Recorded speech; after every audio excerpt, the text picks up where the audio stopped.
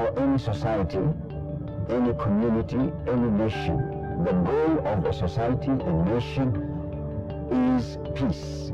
Peace is the goal of any society. But to obtain peace, there are stages which get us to peace. And one of them, before you get peace, you have to have justice. If there is justice, then peace will follow. And how are we able to reach justice?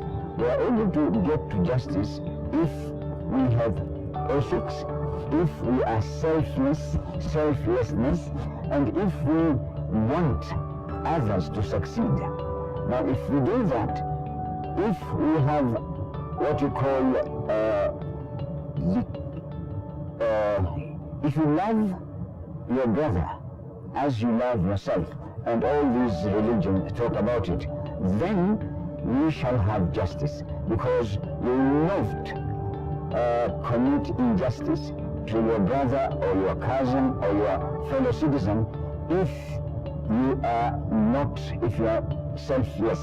If you are selfless, you will do justice. So, really speaking, in these elections, let us forget about our tribe, about our area. Let us look at the country Kenya, and what we need is peace. Because it is only with peace that we are able to progress. Look at many of those countries who are far behind us. They have been able to achieve a lot because they have peace. Therefore, peace is very essential for our progress. And I urge all Kenyan citizens to really go for peace. And as I said earlier, peace is obtained when there is justice. If you have done injustice to me, you may subdue me, but still, I will not be peaceful with you. So peace, justice is the key to peace. And I preach and beg all our Kenyan brothers and sisters to really work for peace, for the development of our nation. Of course, from the Archdiocese of Kisumu, I'm currently the Chairman of Justice and Peace in the Kenya Episcopal Conference. Elections in Kenya have witnessed since independence. I saw the joy, the unity of the country, the oneness of the nation, the beauty of living together, working together, the beauty of accepting that we are the country under one flag, and I witnessed the joy when the Union Jack of the British came down and the Kenyan flag for the first time went up at Uhuru Gardens.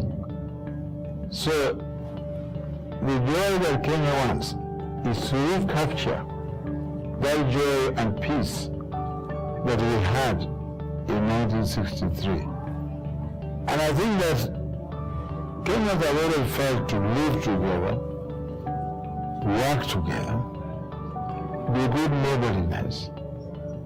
And we never felt differences at that time because we saw the importance that the Kenyan flag was a sign of unity. Our president at that time, Jomo Kenyatta, was a symbol of unity. So I would appeal to Kenyans to go back to the reality that we enjoyed, the beginnings of true peace, the beginnings of true nationhood.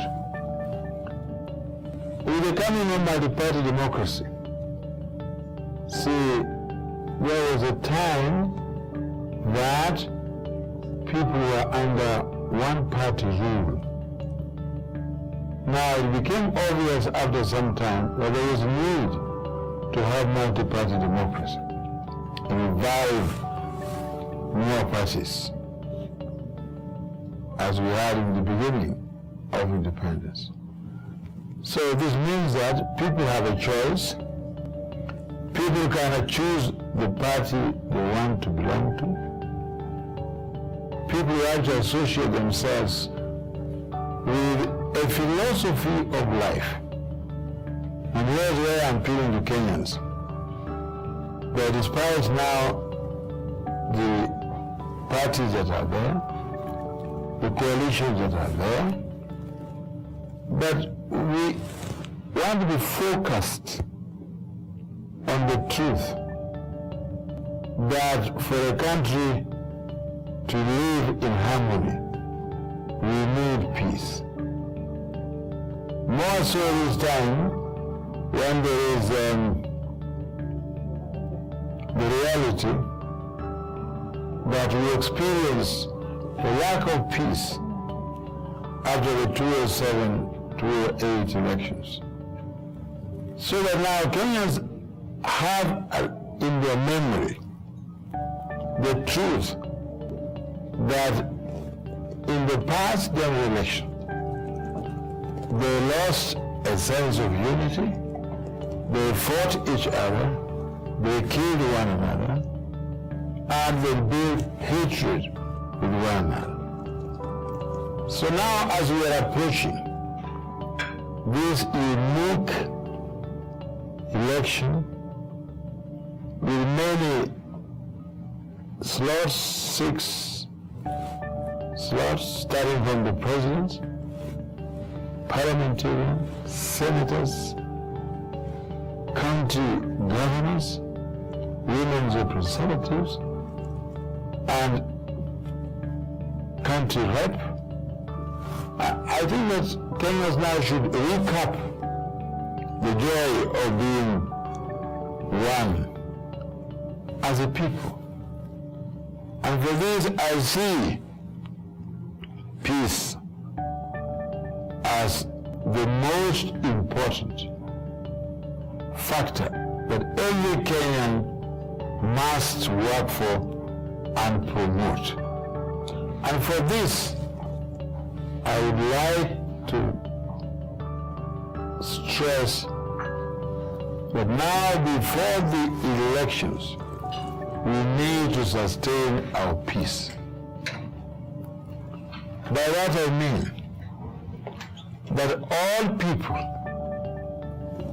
who are aspiring for political positions should look at Kenya with a new eye of peace and not look at others with the eyes of hatred. And I'm glad that hate speech has been, prohibited. Therefore, Kenyans must come out now, before the elections. We have many parties. So it was at the beginning.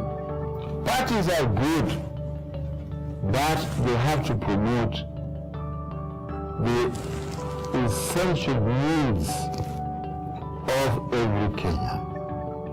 And that is peace. And that peace also coincides that we believe in the existence of the Almighty, of God.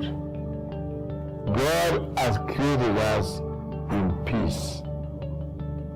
He did not create people fighting each other. He created us in peace. So whether we belong to that tribe, that ethnic group, that race, living color, we are meant to live with one another for peace. We church leaders indeed accept to promote peace because we have it as a mandate from God that we must promote harmony and peace. And we have it because God has told us, my peace I give you. That is Jesus Christ. And He wants us to have that peace which came from the heart and mind of God Himself. So we church leaders, we have to promote the peace. Not which has come because I have a feeling for that person. Not which has come because I've received that from that person. Not because I've accumulated wealth from this or that area. This is a spiritual value, not tangible with the human hands, but it is a value that we must hold in the spirit. So we as clergy, we must promote our religious, Hindus and Muslims and everybody, we must promote that peace. Secondly, we know of the absence of peace, where there have been troubles, fighting, killings, even in the recent times, both at the coast, Tana River, Garissa, also in Bayagoi, and even local cities. With all the grenades coming day in, day out, being thrown at churches, bus stations, supermarkets, whatnot. We must maintain that we cannot accept to promote violence.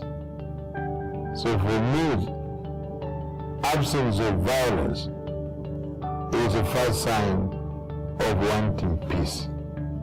And so, we must appreciate that where this has happened, then I'm challenging all Kenyans, those who have caused this spirit of hatred and killings of one another, to come out and ask for forgiveness. When you ask for forgiveness, then you can have reconciliation. And this is what has been missing, even that Agenda 4 program. We accepted unity by word, of course, but strictly speaking, Kenyans really must look into their hearts and really come out and say, yes, here we have failed. Here we confess